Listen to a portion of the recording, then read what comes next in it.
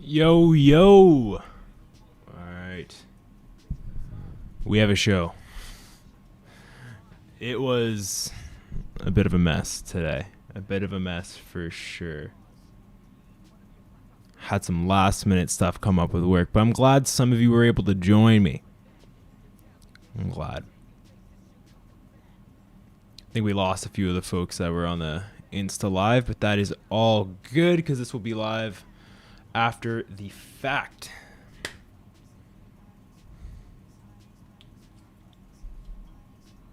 All right. Just pausing the music, and here we are. Welcome to the Growing Photographer Podcast. On this show, if you're new to it, just talk about photography, talk about kind of, as the name suggests, like growing into the career of being a photographer and what that means, and key learnings, and highlighting some really cool work from other folks as well, and telling some stories. It's a good time all around, so tell your friends about it. All right.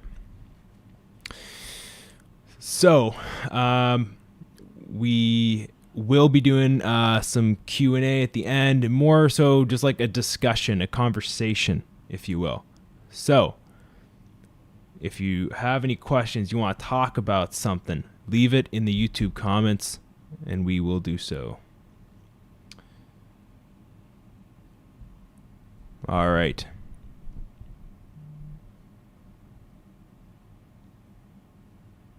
All right, so we are going to start off with, first of all, I hope everyone's doing all right. Hope everyone's having a good time, and everyone's staying healthy and safe and all that stuff. It's a scary time. But and I guess something to kind of open on here is, I think it's been an interesting time where a lot of people have not been able to practice the things that they love doing. For me, it's been photography, and it's not like I can't do it. It's more so been just so demotivating to go and do it, and more so from a hobby sense, which is actually, I think, arguably, and I think it's kind of where I want to focus on for the beginning here. It's arguably the most important thing when it comes to photography. And if you have a business or a channel or whatever, there's some stuff that branches out from that hobby, that love and passion for photography. But something I've been kind of thinking about is, like, if you're not practicing the hobby part, if you're not practicing the love part and creativity part, you're going to eventually, what you hear a lot of, burn out. It's going to almost like depreciate, like a car. That passion and love for that thing, and it's just going to be fueled by just views in a video, or likes on a post, or like money in your bank account, I guess, if you're also doing a business thing. So yeah, it's really, really important to just keep going and practicing that thing that you love. And I think it doesn't really matter if it's photography or whatever it is. If it's something that traditionally entails you going out and being creative, then you just need to find ways to do it. And so, I don't know, I'm excited to start pumping out some more YouTube content, more traditional YouTube content. I've been doing these lives, obviously, but very excited to start pushing that creativity bone a little bit, All right. So, if everyone's with me, let's move on to everyone's favorite segment for the cool cat. It's cool stuff. Maybe that's how I'll intro it every time. For the cool cat. It's cool stuff. All right, so I only have a couple things. I don't know if you noticed. I went to go lean on the table and I missed it, and I just kind of dropped a little bit. I know I could have casually played it off, but I don't know. This is a dumpster fire. Okay, this whole channel. Okay, so I have a couple of really cool things I wanted to share, and they're actually from buddies of mine. If you are somebody who wants to start creating YouTube content, but you're maybe not as comfortable in front of a screen, but you know it might benefit your business or something that you just want to do it. Maybe you just want to do a thing. Jared from Galaxy Design put out a really good YouTube video. All these things obviously will be linked down in the description below afterwards. But Jared put out a video. I think it's called being comfortable on how to be comfortable on camera. Really good. It's like a super short video too, so definitely recommend that. Also, my good friends over at Creative 7, always great podcast. Definitely check out their Star Wars podcast if you like Star Wars. That was a really good one. But this time I want to highlight, obviously, a lot of drama going on between Joe Rogan and Milano. I'm sure you've all heard of it. If you haven't, that's not my place. I'm not even going to try and get caught up in that stuff. But really good podcast. Him and his wife talked about it, and always entertaining. They're just very fun people to watch on camera. So definitely recommend giving that podcast a watch. And I might sprinkle in a couple of other things in the cool stuff after the words. So I almost said after the words. That would have been weird. My words are arguably not English today. So that's that. Gonna transition to story time. I'm running out of stories here, if I'm being honest. I'm really scraping off the bottom of the barrel here, okay? I could really use, if you're somebody who's got a story, I don't even care if it's photography related anymore. Tell me a story. I just love stories. All right, send me a video DM on Instagram. Tell me a story. I'll put it on the show, and that'll be story time. Because right now, I'm really scraping the bottom of the barrel here. All right. So, story time today is not something that I did wrong, okay? For once, it's not something I did wrong. It's more of a weird interaction I had with a client once. What's the key learning from it? I'm hoping that after I retell this story, I could come up with some sort of key learning. So here's what happened. Let me just make sure I have the chat open here. So I had a client reach out last year or the year before last year, and it was just a lady. This is when I was doing like basically anything that would get me money on the side. And so I was doing a lot of like portrait stuff, and I still kind of do it if someone reaches out, but more so like friends and close family. But no, anyways, I was kind of open to that stuff. And so someone reached out to me through the website, and they're like, hey, like I wanted to get some photos done. And I guess maybe one of the key learnings I'll bring up right now is like just me not asking like for enough clarification. But I don't know if it was that or her trying to cheat me. So we talked for a couple weeks, and she's always like talking about it as if it's just her. Like, oh yeah, like I always wanted to come to this area, or like, hey, I want to take photos. Like I'll wear this, I'll wear that. Like just kind of that kind of thing. Really nice. Initially, lady, I think she was like in her 30s or 40s or something like that. It was really nice up front.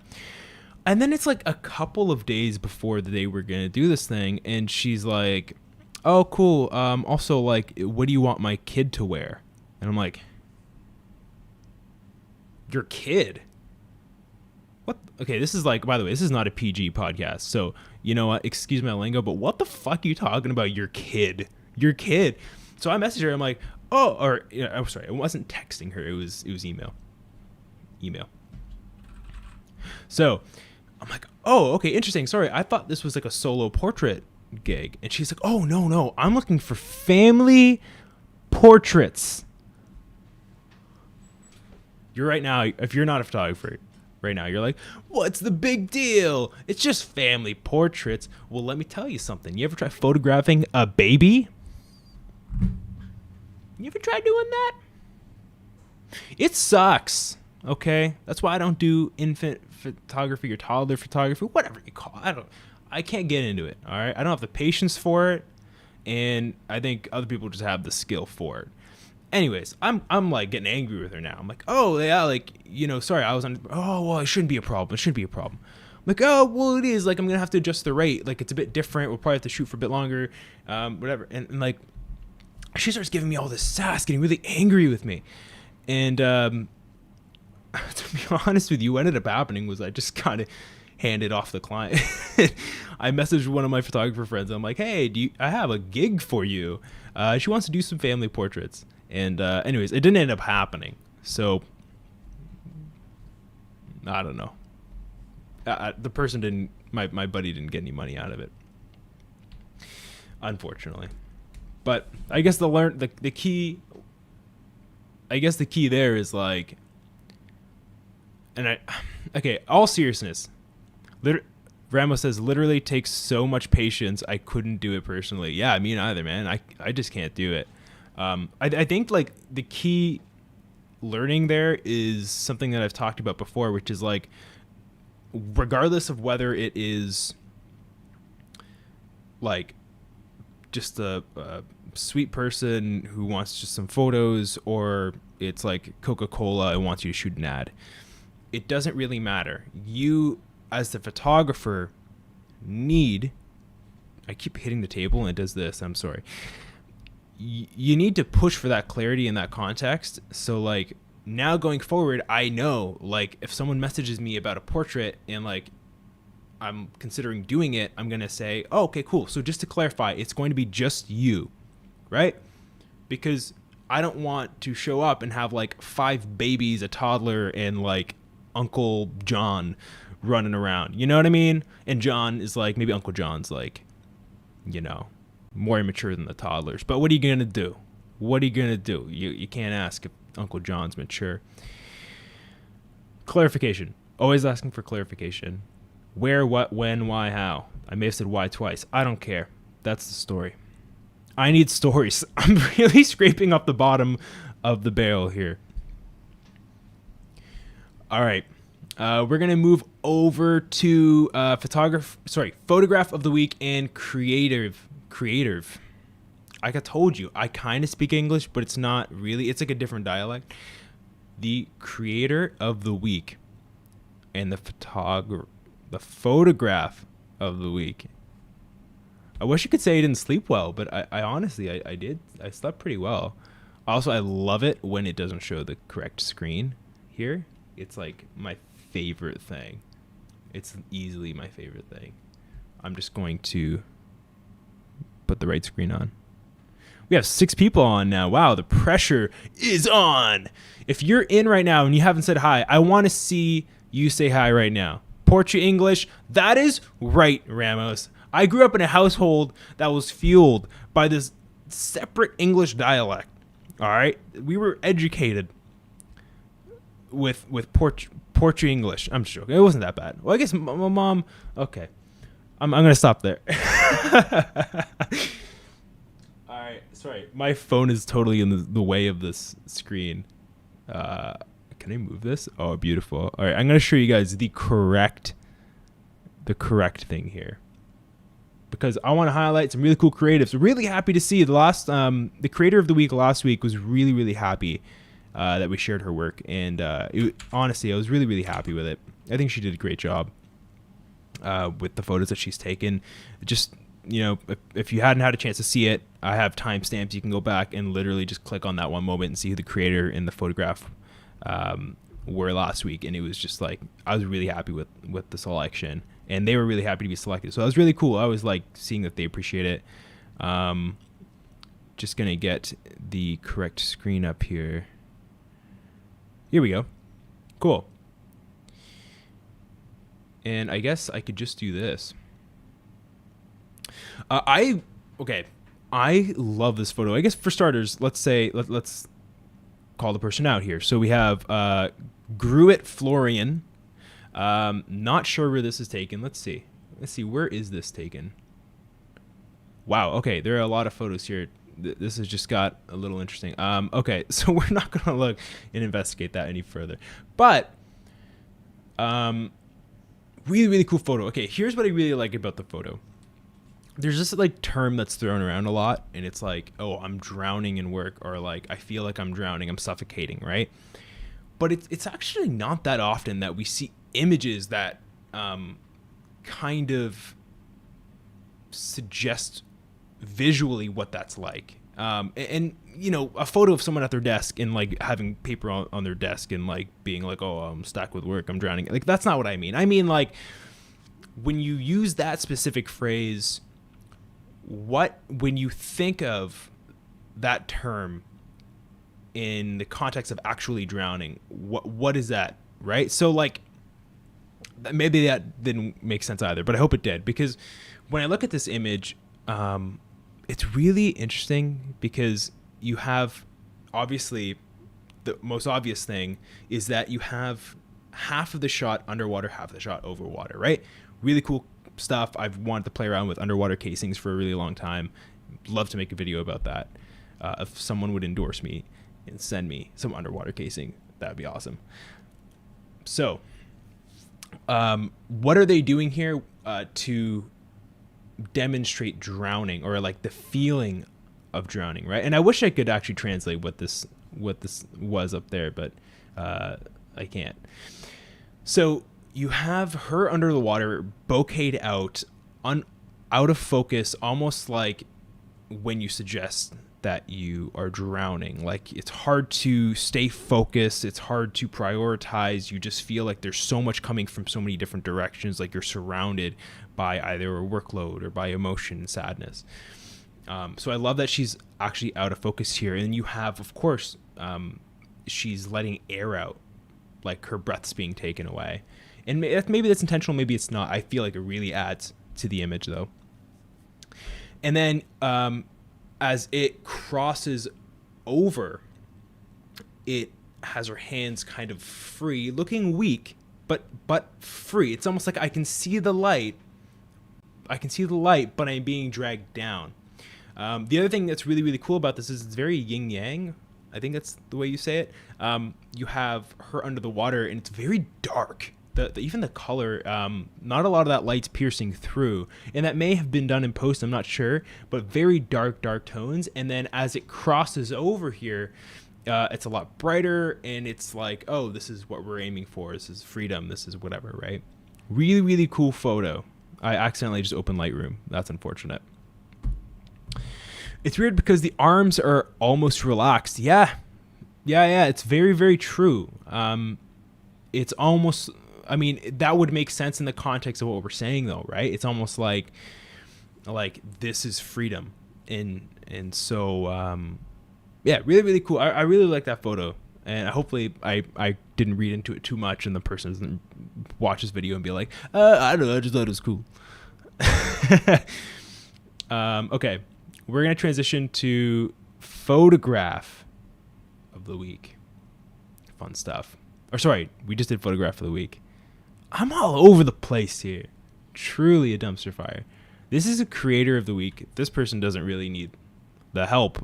Big following and well-deserved. Really, really cool images. I love the faded film look. And I've mentioned this multiple times on the show. I love it when people have a color focus on like cyan, light blues, and like reddish, deep orange. They contrast so beautifully together.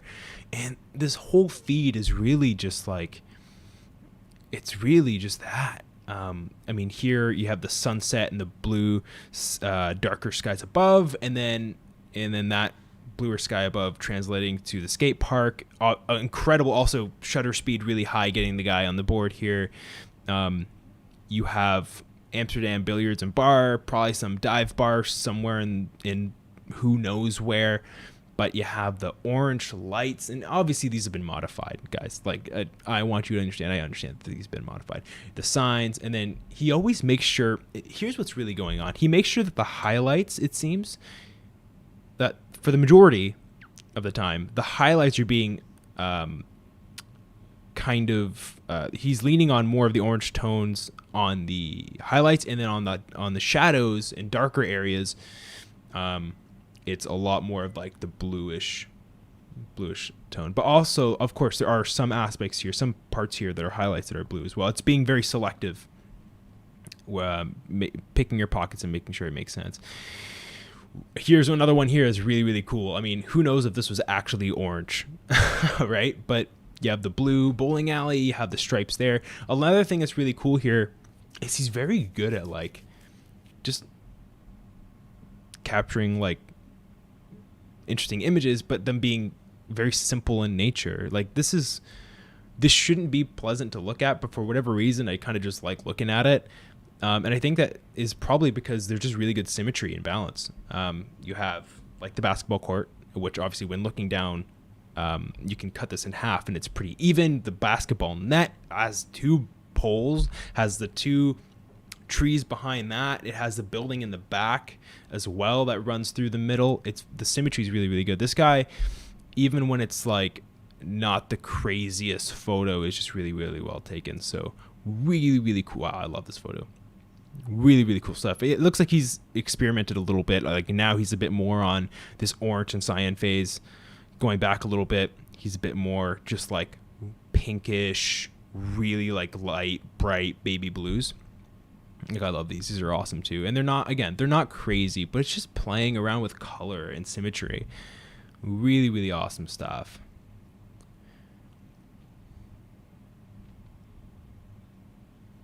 Okay. So that has been creator of the week. I'm glad I said that right. That's it for the majority of the show. We're going to dive into Q&A right now. If you have anything you want to talk about, you can drop it in the comments. But we do have a few things that people left in the good old Instagram polls. Let's see here. Price. That's Avery, a really talented photographer as well. I think I've highlighted him before. His question was, what makes a good photo? I wish I was like some expert and I could really articulate like, oh, if you just do these 5 things, you'll always have a great photo. I think a lot of the things we're talking about, like taking photos with purpose, and like I truly believe that sometimes just taking that extra 5 to 10 seconds, or to like, if you have the time, or that even that extra 2 to 3 seconds to really make sure that you have really good symmetry, or the best symmetry that you can in the image, and then making sure you're capturing all of what's making this interesting enough for you to pull out your phone or your camera to begin with. Take that time. I think that's really important. So attention to time. Symmetry and balance. So if you have a camera or you have a phone, then definitely turn on your rule of thirds, making sure that you have really good balance is like pretty much like a cheat is using rule of thirds. Like it's not even really a cheat. It's just like kind of how you do it. So if you have your phone, there's always a way to turn on your rule of thirds. They might be calling it grid, but turn that on. Also for video as well, like it's gonna be really, really awesome for you. And then I think the most important thing when it comes to taking a good photo, or what makes a good photo, is just perspective. Like it's just like taking photos that you find beautiful, and not. I think it's good to experiment and like try things that you see in YouTube videos and on Instagram. But I think the most important thing is literally just giving the world your view on what you think is beautiful, because that's the only way that things change. That's why fashion has changed over the years, because there was one person who said, hoodies without strings are cool, and like bright colors on guys like are cool now, and they can wear pink and bright cyan, and it's no different than photography. That's why you see more like nightlife photos now, or like street photography at night with the neon signs, and things get popular because someone broke the norm. So I think whatever you think is really cool, you photograph it, and I think that makes it a good photo, and photograph it your way. Adrian asking me a really deep question here. Adrian 10Z, good buddy actually, Adrian. If you ever feel like quitting, what stopped you from doing it? That's a deep question, Adrian. If anyone has like suggestions in the chat, please like contribute, because I think it's really important. It's more of a discussion. I'm never going to pretend like I'm an expert on anything. Like, all I can do, and I've talked about this recently, I'm going to have a podcast coming out on Friday where we had a very similar discussion. I'm never going to pretend like I'm a pro or an expert. I think I'm always growing and always evolving. I think that's everyone. And I think if you try to pretend like you are this thing, then you're really just fooling yourself. But all I can do is give my perspective. And I feel like when it comes to quitting, it's just like the whole question has to be, why are you quitting? Why are you quitting, right? Are you quitting because it's hard, right? Like, do you almost have to ask yourself, like, do you love doing this thing? Like, I don't know. This is my thing. Do I love this thing? And is the thing that it's leading to going to be worth it? Like, to where it's going to give me like great satisfaction. And the only reason I'm thinking about quitting is because it's hard. Then no, I don't. I try my best to just like trek through it and like lean on my support system, which is like other creators or people like that around me in my life, like family and friends that love me and give me great advice and comfort me. I think if it's something like it's just a job you don't like, maybe you're working at like Walmart and you hate your job, and I hope I'm not getting like derailed here by the question. Have you ever felt like quitting? What stopped you from doing? Yeah, I mean, like I also think that there's like this stigma around quitting, and I think that like I think just the word quitting is kind of off-putting. Like, what do you mean by quitting, right? Like, if I mean, literally, if it's a job, you're quitting. But if you care enough about the thing and the thing that it's leading to, then that needs to be at the forefront. The question that you need to ask yourself when it comes to like starting something and wanting to complete it, and I got really good advice from somebody once, was, and he used fitness as an example. What are your drivers? So when people go to the gym, that's the reason that they have such a poor retention rate, especially after January, is because people just want to look better. People just want to be in great shape because they care like they really care about what other people think. That's not strong enough to get you out of bed at 6 o'clock in the morning or after work to the gym. So what your drivers need to be in that specific situation are like, you know, I need to get in better shape so I want to be able to run around with my kids and not get exhausted, right?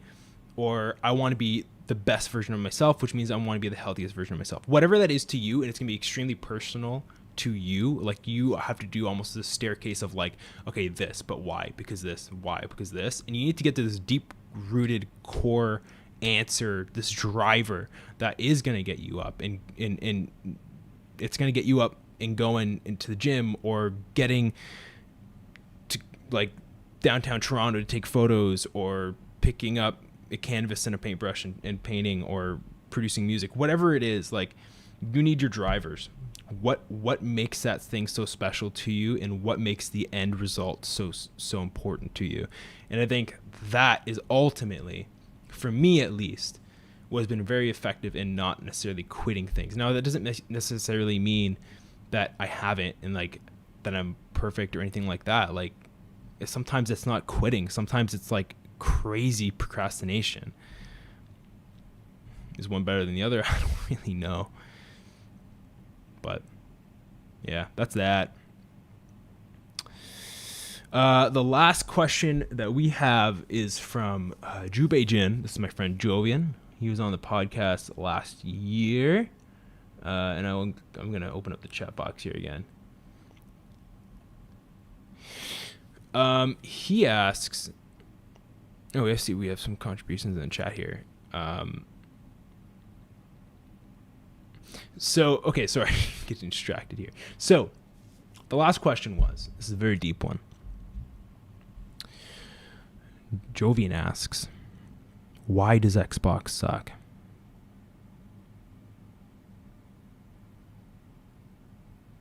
You're asking the real questions here, man.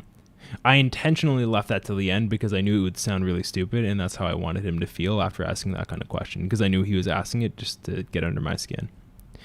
Ishkai, what's good, man? Welcome to the video. I'm sorry, this has like easily been one of my worst jobs hosting this show. I've been all over the place, technical difficulties, but I'm glad that you found your way onto one of these episodes, man. So I appreciate it. And in all seriousness, like, for anyone who doesn't understand, I'm sorry, Dad. I've been like bombarding him with all this stuff, but I think Microsoft's actually done a really good job of positioning themselves. For anyone who doesn't know, there are new gaming consoles coming to market. PlayStation 5 and Xbox has a couple different consoles coming out as well.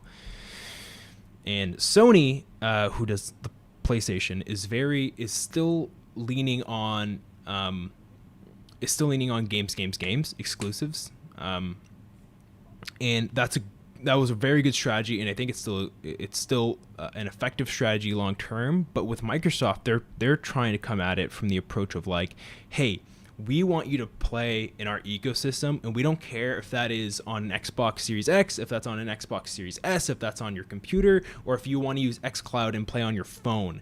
And I think that's going to be a very, very effective strategy for them, especially with the All Access. All Access is something that they're making available. I'm sure you've seen EB game stores around you in malls and stuff like that. They're going to be offering kind of like your phone, how, you know, a service called All Access where you pay $25 a month, you get your console that you're slowly paying off every month with that payment. You're getting online privileges so you can play online with your friends. You're getting EA Play, and you're getting Game Pass. And what those last two things are basically Netflix for games. Like, you're going to have a big catalog of games, and that's really, really cool. And the fact that they were able to get EA, which is, if you don't know who EA is, they make all the sports games. They make Battlefield. They make Star Wars games. Like, this is like, they're a big deal if you're not that big into gaming, just to understand from a business side how impressive it is. So it's cool stuff. I think Microsoft's actually going to move more consoles just based off convenience and like available funds and stuff right off the bat.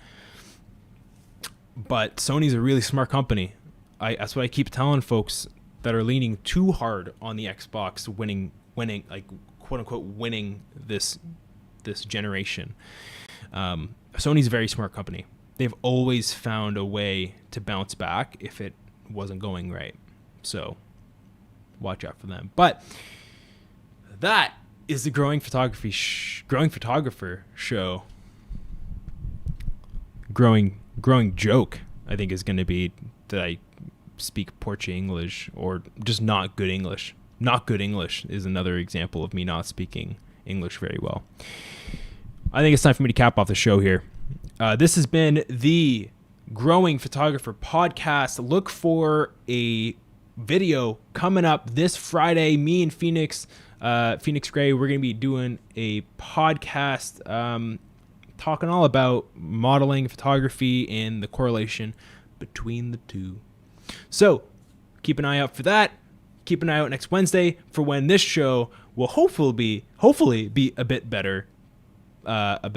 Just overall.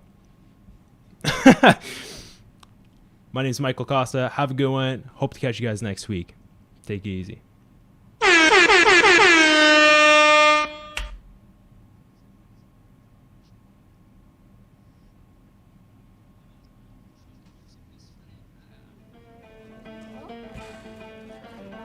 Oh.